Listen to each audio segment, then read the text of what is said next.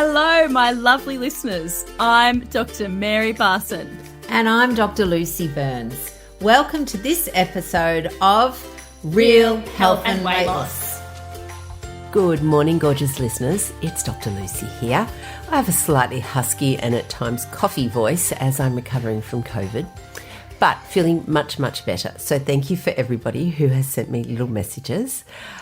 This morning, we have another fabulous guest because, as you know, Dr. Mary's still on maternity leave. And we, from time to time, bring you real people. So, you know, our podcast follows one of three patterns. Either it's Dr. Mary and myself yakking on, it's me interviewing a guest expert, or it's me chatting with a real life person.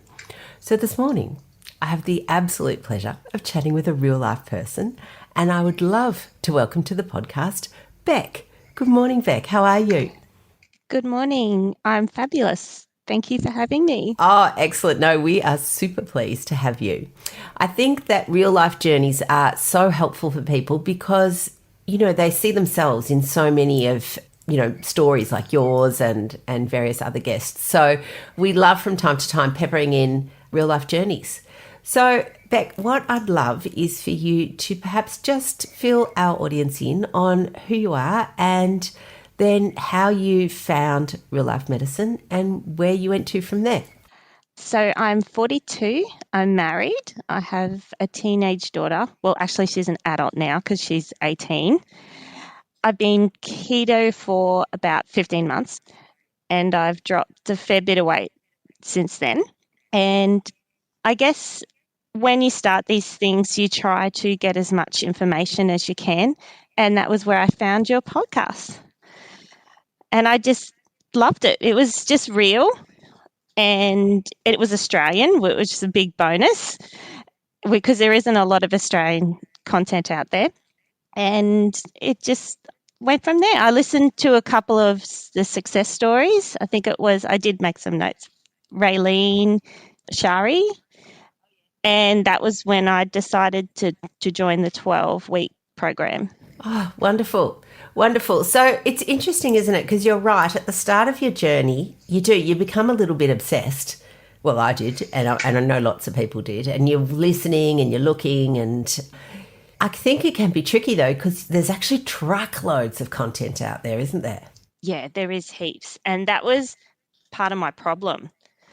Because what I do is I'd listen to something and think, oh, I'm going to try that. Or I'd listen to something else. So I did crazy things like an egg fast this week, and then I'll drop more weight. And then I'll do a protein sparing modified fast and I'll drop more weight.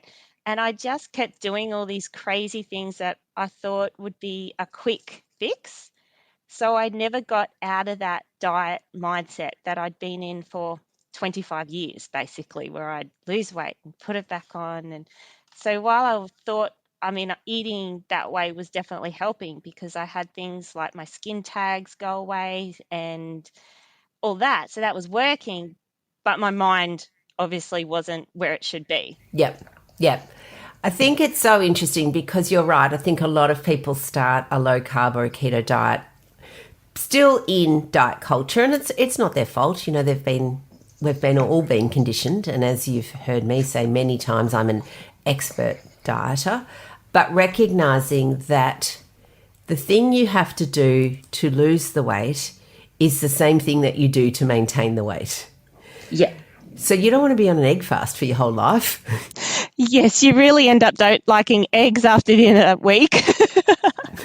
And I think so many people fall into the trap of being very weight loss focused and don't care about the process. Absolutely, 100%. I was losing my hair. I was tired, not sleeping. My iron was low. Just lots of things that even though my weight was good, obviously my body wasn't healthy. Yeah, absolutely. And I don't know if I've said this on the podcast, but I've said it's been in my mind this week. People say, what's the fastest way to lose weight? And I'll say, yeah, chop off a leg. And they kind of go, ha, ha, ha. And I go, it's essentially the same thing because you can chop off a leg, you'll lose 10 kilos, but you're sacrificing your body to do it. Yeah. And we do it the same when we do these extreme dieting measures. And that's what I've done my whole life. I would join a gym. I'd do whatever program they were running. There was one I was doing where I would do 2 classes in the morning and then 2 classes at night and eat 1,200 calories. And yeah, I'd drop weight, but then at the end of that 12 weeks, when all the prizes had handed out, I'd just go and binge because I'd be so tired and run down and I'd get sick and injuries. And I was just, the things I did to myself, I realised were just so cruel. Yeah. Yes, in the quest of having a smaller body. Yeah. But, I think that it's certainly not women's fault that we do that, because we're conditioned to believe that being thinner is better, that you're a better person, people will like you more, you're more attractive, the thinner you are, the better you are. Yep, 100%. Yeah. So I think we need to be kind to ourselves, give ourselves some grace and recognise that the stuff we did is not, either way, whether it, as you hear us say a lot, being overweight is not your fault. It's so easy just to blame the person. And same with this, crazy dieting that we've all done. That's not our fault either. We were taught to do that. Totally agree. Yeah. So I love it. So you came across the podcast, thought, oh, goody, I like these ladies, they're good. And then what happened? So then you decided to join the 12-week Mind Body Rebalance. Yes. Wonderful. Oh, and my whole way of thinking changed. So I think the big thing I keep saying to myself now is this helpful? Is this going to help me get to where my goals are? But I changed a lot of things. I stopped going to the gym. I joined a Pilates class, so I do that in the mornings now. So I don't ache. My knees don't hurt. I can exercise and I feel good about it. I think one of the podcasts, You Can't Hate Yourself Thin, I think was the title, is one that really resonated with me. Wonderful. We will link that in the show notes, lovelies, to go back and have a look at. But yes. Yeah, that just made a really, really got into my head. And that's when I thought, I've been doing this for so long. A couple of the other things I've changed is the gut health module.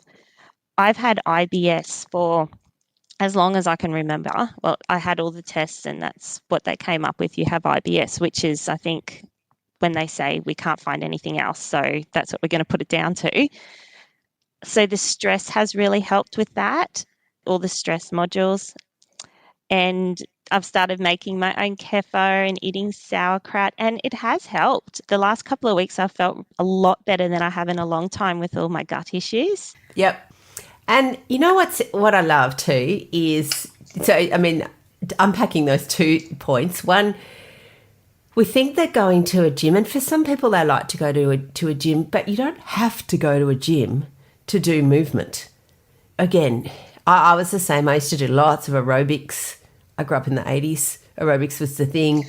The more you did, the better it was going to be, because, again, it was all about the quest for thindom, where, in fact, we actually know that exercise per se on its own, it's not the reason people lose weight. Exercise had lots of benefits for us, lots, with mental health, with bone health, with muscle strength. But because people use it as a calorie, component to burn calories, it doesn't work like that. No. And as you get older, you need to realise you can't do the same exercise you used to do. You can't do 4 classes at a gym to burn those calories, because then you can't walk the next day. Yeah, and also, do you want to? That's the other thing. I think lots of people don't want to be spending hours in the gym doing that. No, and this lovely group of ladies that I do Pilates with in the mornings, it's just such a nice way to start the day. I get to work and I feel relaxed. I know I've done my exercise, and it's just totally different mindset that I'm in. I don't wake up and go, oh, got to go to the gym. I wake up and go, oh, okay, off to Pilates. I love that.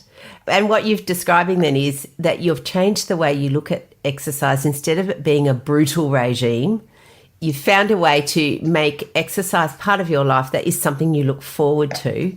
So it's a movement that is pleasurable rather than one that is punitive. Yes, 100%. So it's so interesting, isn't it then? So I guess the big change, the transformation for you with doing the 12-week mind-body rebalance has really been about your mind. Yes. Things like binge eating, even though I was keto for about 15 months and I thought, I'm doing the right thing, I'm eating the right thing because my weight was going down. But if it was somebody's birthday or somebody, say we were just going out for lunch, I'd think all week, oh, we're going out. I'll have something on the weekend. And then I would wake up fluffy because I'd have a piece of cake. Although I think I showed you in one of our groups, I've renamed my fluffy Spike, the little gremlin, because he just doesn't come out and growl. He just takes over the whole city and destroys everything. So for the next few days after I do that, I would just eat anything I could get my hands on. And then it'd be, okay, Monday, back to it. No carbs on Monday. And, then it takes a couple of days and you start to feel okay again. And I'd go along and then something had happened or we'd go somewhere and poof, there it'd go and out would come Spike again. Yeah. Yeah, I think there's lots of different theories on how people should approach their food, if you like. So, there's one set of people that believe that, nothing should be off limits because that creates deprivation mindset, and then the more it's off limits, the more you want it. And I kind of get that, except I think there's a level further that we can go down to help with that. But for a lot of people, even when you say to yourself, like you did, it's fine, I'm going to have a little bit of cake on the weekend. One bit of cake's not going to cause obesity. We know that. One little bit, isn't going to, it's not the cause.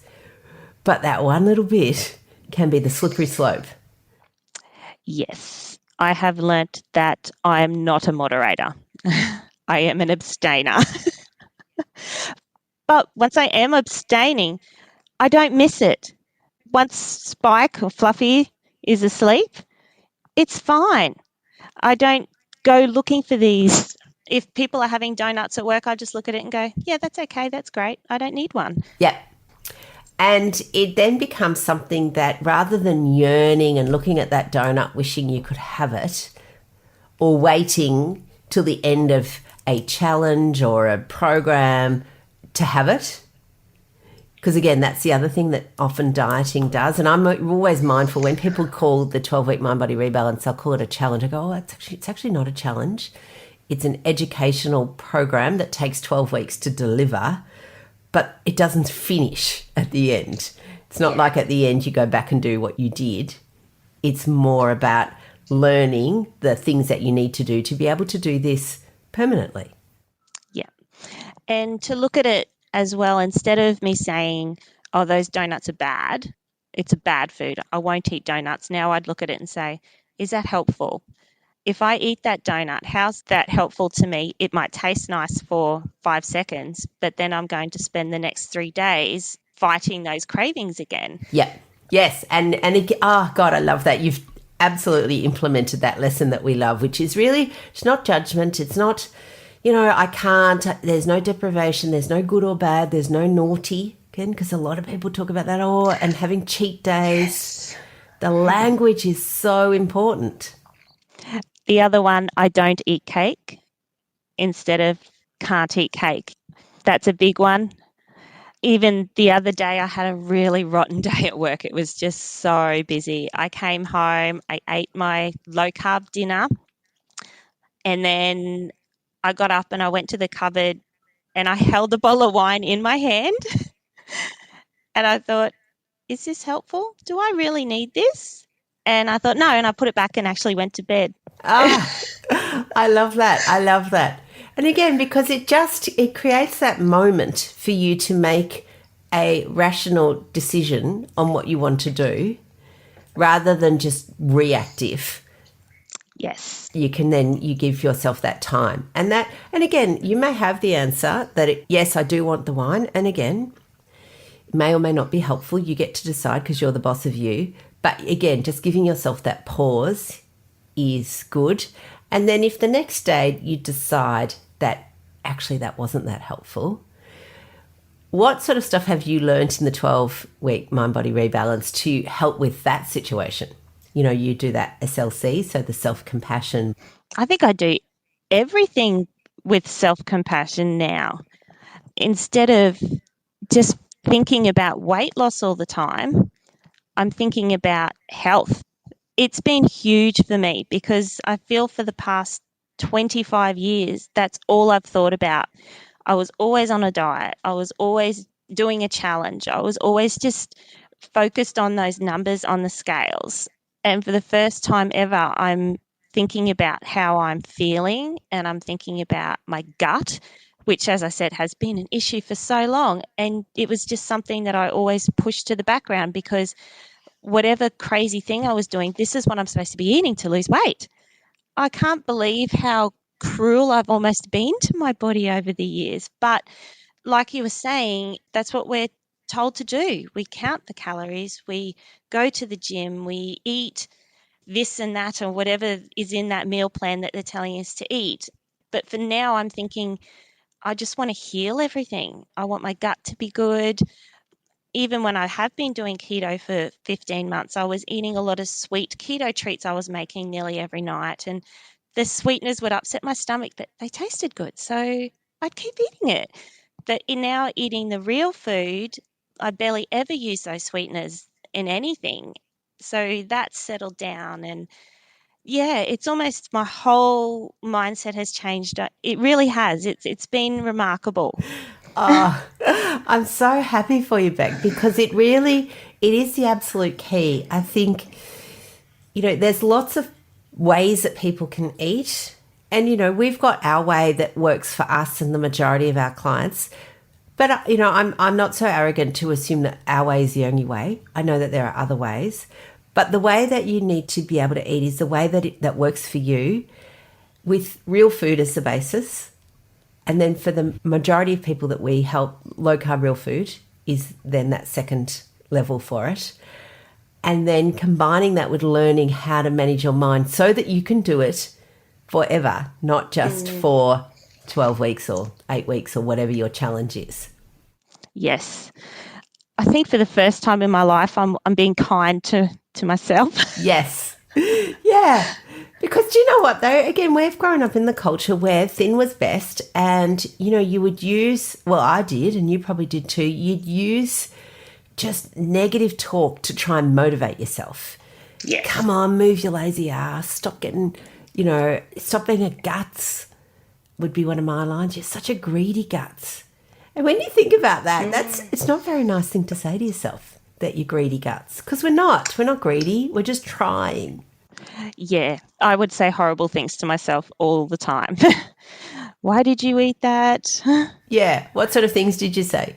That I never stick to anything. Yes. Why did you eat that? Oh, I've ruined the day today because I've eaten this. I may as well just keep going all day. Oh, it's hard to think about now because I haven't been in that mindset for a little while. Yeah, excellent. Well, we don't want you to go back there, that's for sure. No. But, you know, I remember I used to have, you know, I had pictures of like supermodels around my mirror. This is, again, when I was much younger, to try and motivate me. But in actual fact, I mean, I don't have the physique of a supermodel. I will never be a supermodel. I don't need to be a supermodel. My worth is way more than whatever my physical appearance looks like. But that's not what we were taught as young women. You know, it was all that you're only worthy or you're only valuable if you're beautiful and have a perfect body. Yes, I was very active when I was young. I was a swimmer and a kayaker, and I had that really good body. But when I finished school, of course, I stopped doing a lot of that exercise and you start working and everything. And I put on a little bit of weight because that was a big thing. I wish in hindsight I had have realised, but I'd eat 5 Weet-Bix for breakfast, but that was okay when I was swimming 5Ks a day.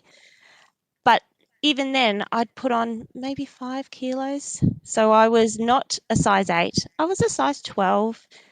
And that was perfectly acceptable. Now I look back and I think if I had just stayed and realised then that that was a healthy, happy place to be, I wouldn't have started this whole up and down roller coaster that I've been on with my weight the rest of my life. Yeah.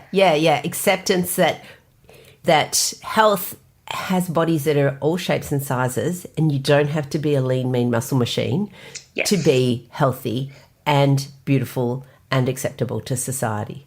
Yeah. Do you know one of the things, though, when you said you ate 5 Weet Bix, again, I'm going to say that's not our fault either, because the ads for Weet Bix, they encourage people to eat as many as possible. I think their slogan goes something like, how many do you do? So, you've got Brett Lee there eating 9 Weet Bix or whatever it is. Mm. If you go to their package, the serving size of Weet Bix is 2. So they're actively encouraging people to overeat the number of serving sizes in competition. Yes, and things like Nutri-Grain. I would just snack on Nutri-Grain all day. I mean, they had swimmers and surfers and everyone as their mascots. So that was what we were supposed to eat. We were swimming. We were doing all this exercise. We should be eating Nutri-Grain. The highest sugar content, I think, out of all of them. Absolutely. And this is one of the sneaky marketing tricks that comes. Again, it's so subliminal. As you said, they've got pictures of people that you identify with. And I can tell you, I don't reckon they're eating Nutri-Grain all day. They might be advertising it, but they're not doing it. But again, we don't think of that. You just go, yeah, I'm like them. I'm going to do this. I remember feeding those little Nutri-Grain as snacks when she was about 2.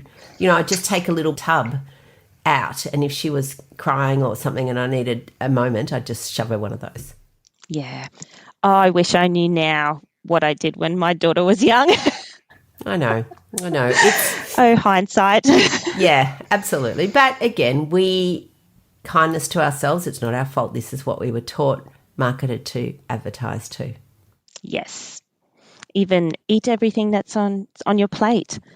She'd say, I'm full, Mum. And I'd look at it and think, no, you haven't eaten enough. Yeah, absolutely. I know children have internal regulation systems around hunger and satiety, so hunger and fullness.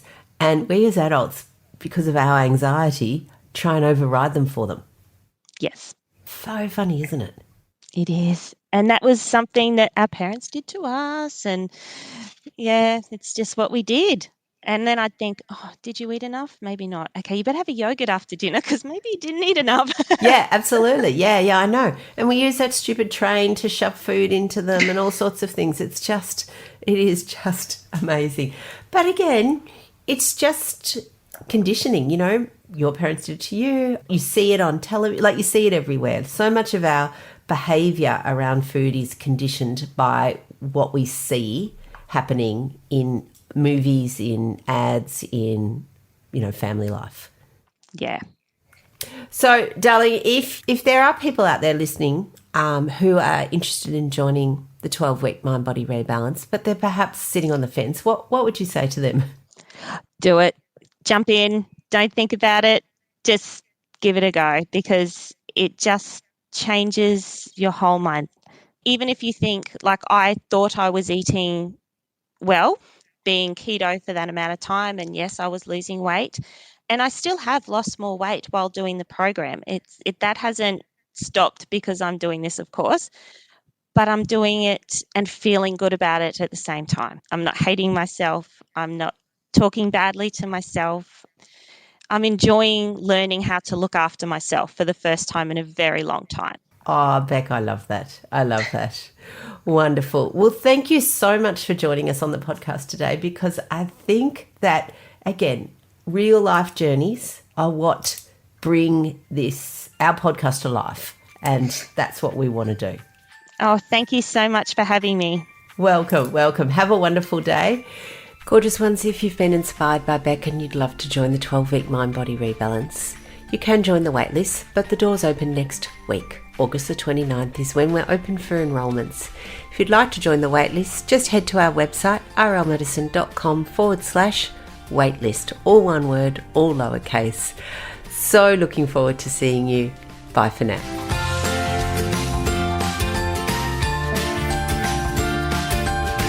So, my lovely listeners, that ends this episode of Real Health and Weight Loss. I'm Dr. Lucy Burns. And I'm Dr. Mary Barson.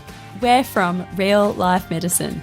To contact us, please visit rlmedicine.com. And until next time, thanks for listening. The information shared on the Real Health and Weight Loss podcast, including show notes and links, provides general information only. It is not a substitute, nor is it intended to provide individualised medical advice, diagnosis, or treatment, nor can it be construed as such. Please consult your doctor for any medical concerns.